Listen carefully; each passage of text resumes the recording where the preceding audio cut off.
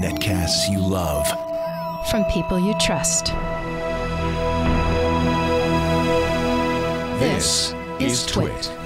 Next up, I've been looking forward to this one. It's called the HTC One M8, and this is from Leo. Hi, Leo. Hi, Shannon. Congratulations. Thank you. Thank you so much. for taking this over. Taking the reins. But what's good about that is I can now focus on my reviews. Yes. And I'm really thrilled to be reviewing this. And I should say right up front, I bought the HTC One when it came out last year.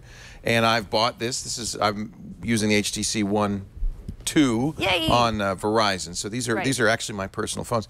I really love the HTC One. You know, sequels, when you're talking movies, usually suck, right? Right, of Jaws course. 2, Matrix 2, Rocky 7. Oh, that one was okay. It was all right. It was all Matrix 3 was really bad. Yeah, that one but was that's terrible. because you're taking a great story and you're kind of elaborating. You're trying to make more money off of it. When it comes to technology, usually we get better with age because we're improving they the learn product. from their faults. Sanding down the rough edges. And keeping the stuff that worked. And that's exactly what HTC has done. The new HTC One, we'll call it the M8, is a sequel that fixes a lot of things I didn't like about this original HTC One without eliminating the stuff I liked the most about it. First of all, you got to take a look at it. This is the M8. It is a gorgeous phone. That's the first thing you'll see. Unibody aluminum case. 5-inch 1080p display. It's got the Qualcomm 801 processor, which is brand new. Oh, it was just announced, and I'll tell you a little bit about that. It's dual-core processor, 2 gigs of RAM, and you can either get 16 or 32 gigabytes of storage. One thing the One has added, which is really great, is this little hole right here. You can add an SD card to up to 128 gigs more storage. So if you're a digital hoarder, you'll like this. I love Part of the problem with the sleek form factor like this is the battery's not removable. It never is going to be in a phone that looks this good. They have increased the capacity, though, about 13%. It's 2,600 milliamp hours. And despite the fact that this is a big 5-inch screen, the old one was 4.7, and it's a much faster processor, you do, in fact, get better performance and better battery life, noticeably better battery life. I'd say, you know, I was able to get through the day. In fact, I can show you right now what I've got today, because I have a little battery monitor running on here. I'm at 34% after 9 hours. Wow. So that means I have another, say 3 hours left. That's about right. About 12 hours That's not bad. of battery life. And that's pretty heavy usage because one thing you're going to do with this phone is use it a lot. They also have a super low power mode that'll let you limp into the finish. If you get down to 5%, it actually go for many, many more hours by turning off a lot of features. One thing people are not going to be happy about, they've kept what they call the ultra pixel camera. It's only 4 megapixels. That was something people didn't like about the original one. I got to say, they have done a lot to make this better. They've improved the actual software capture. It's the same hardware, but they've improved the software capture. They've added some settings. For instance, all of the settings now can be manual. Exposure, white balance, and ISO. You can set ISO to a maximum. That'll help with the graininess in the low light shots. This is a 28 millimeter effective f2.0 camera. That means very good low light performance. These are 2 micron pixels. Very good low light performance. And when you set the ISO to say 400 or 800 max, you won't get the graininess and the overexposure we did in last year's one. They did take out optical image stabilization, and you will miss it, especially if you shoot a lot of video. But in its place, you'll see there's a second sensor up here. HTC says we couldn't do both. This is, oddly enough, this is the old front sensor from the original HTC One, and you can't see what's in this sensor. They're using it for depth information, and that gives you selective focus. Remember the Lytro camera that you could... Yes, so actually, we have some images. I took a picture of Jolie Odell when she was here for Twit Sunday. So that's the picture I took. And by the way, look how clear it is. The colors are good. Clarity's good. Of course, there's lots of light in the studio. First thing I did is I changed the background. Watch the background carefully. Defocused it. That gives you It did a good job, too. It does a pretty good job. The 35 millimeter effect of having a shallow depth of focus. There's some other things you could do because you know where the background and the foreground is. Show us the next one here. You can play with the backgrounds. This is kind of a motion blur. Keep going. You can also do some crazy plugins. I gave her an afro and a cowboy. Because why not? Okay, this is a little Samsung-y, and I think a lot of these things you're not going to use. Keep going, Brian, if you would, through all of them. This is kind of a cool effect. It makes a movie out of it, but on the screen, it's actually an image with, you can have leaves, you can have dandelions. I think the quality and the clarity is great. I think you're going to play with the Hasselhoff is from Google.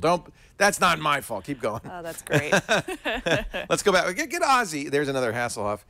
Now, actually, go back to Jason, because you'll see the selective focus again. Oh, wow. That's, again, ignore Hasselhoff. Google Plus did that to me.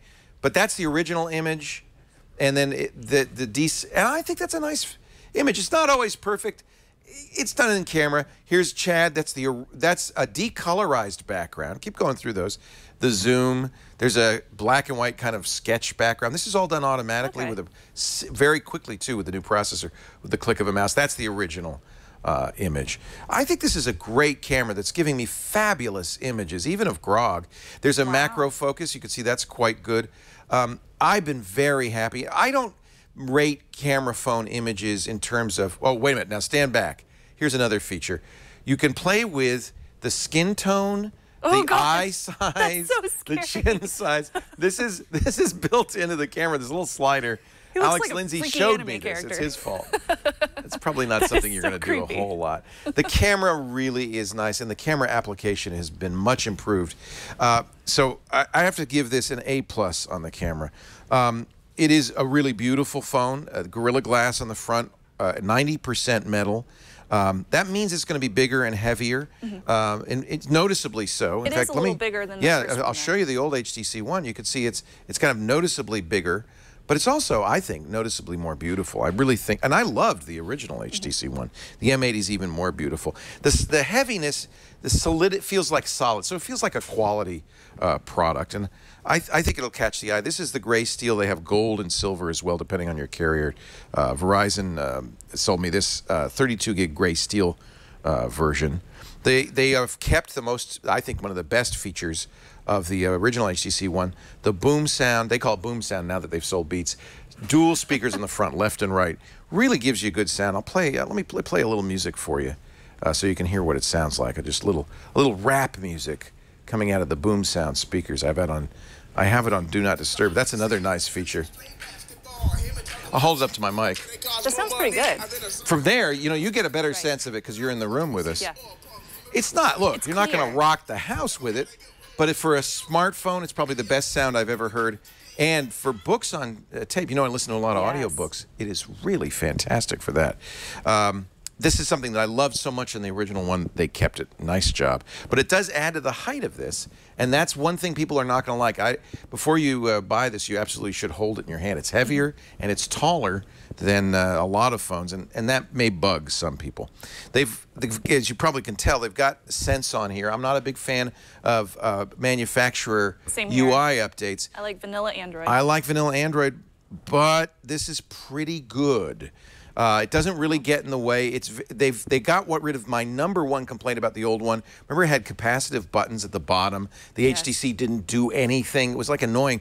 No, you could see we're back to the traditional Android buttons, the back button, the home button, the recent apps button. These all operate exactly as Google wants them to in standard Android. It does come with KitKat 4.4.2, not the latest, but pretty recent. That's another problem with carrier updates, is it slows down updates, or rather manufacturer UI, it slows down updates from your carrier.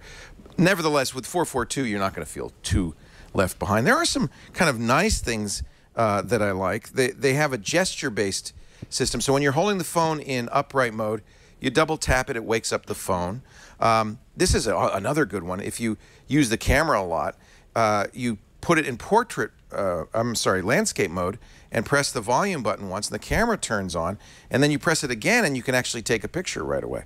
I said, oh, I'm sorry, I was pressing the wrong volume button. Press the down button. It turns on the camera without unlocking the phone, and you can take a picture right away. Be careful, though, because this takes 12 frames a second if you keep holding it down. It's quite amazing. The speed of the processor is really fabulous. Wow. When it saves those 12 frames, you can actually, a button comes up that says best photo, and you can actually choose the best photo among them. Blink feed is back. I see best shot. Let's take the best shot out of all of those. Only your best shot will be saved. Throw away the rest. Yes, thank you. Please do that. Those were 12 horrible shots. Back to the home. And see, I love that. That home button's there. That's very much like a Nexus 5 would operate. Yes, it is. One thing that is a little different, when you swipe left, you've got this new Actually, not new. It was in the old one, but it's an improved blink feed feature. This is kind of the equivalent of their Flipbook. It's updating now. You choose the content, you control it. It has social media content and more. I always use Nova Launcher. I use a third-party launcher, which hides a lot of this. You know what? Actually, Sense 6 ain't bad. I'm going to give them a plus on that. Even though it's not Android, it's got some nice features. For instance, now you can control what quick settings you have. You have an edit button here. These quick settings are quite easy to use and quite fast. I think it's pretty nice. So pros and cons. There's some significant pros. I think it is. You might say arguably, but I think it is the most beautiful phone on the market today. The all-metal design really shouts quality. I love the screen. It's 1080p. It's gorgeous. It's accurate. They've done a nice job with that. And I love the camera. They've made this 4-megapixel camera a winner, in my opinion. The Duo sensor, the additional software, add both fun things and I think some seriously useful features. The cons, well, they lose the optical image stabilization with this Duo sensor. The hand feel might not be quite right for you. Yes, it is. It's a big and heavy phone.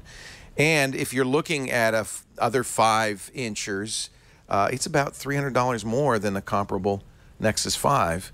That's a big price to pay. Expensive. It's expensive. It's like all the other. It's like the iPhone and the Galaxy S5. It's that $600, $700 phone. Right. However, overall, when I compare the HTC One to not only its predecessor last year, but every other phone in the market, I have to say this is one of this year's absolute best phones. Maybe we'll say it's the best phone of the year. At least it is so far. It's a definite buy. HTC One. It's called the M8. It's the new HTC One, and I love it. HTC One Mate. Mate? You know, I don't know why they didn't call it the Mate. That's a good idea. That would be great. It's a great phone. Thank you, This Leah. is going to be a tough one to... I bought it, and you know, I'm a Moto X fan. I think I might have found the phone to replace the Moto X. Really? Ooh. I'm still stuck on my Nexus 5 myself, but I love that phone. Well, and that's what I compare it most directly to because of the size of the screen, and I think you should look at it. Yeah? All right. Maybe I will have that SD changed it. card? No, you Oh, we'll wouldn't see. mind.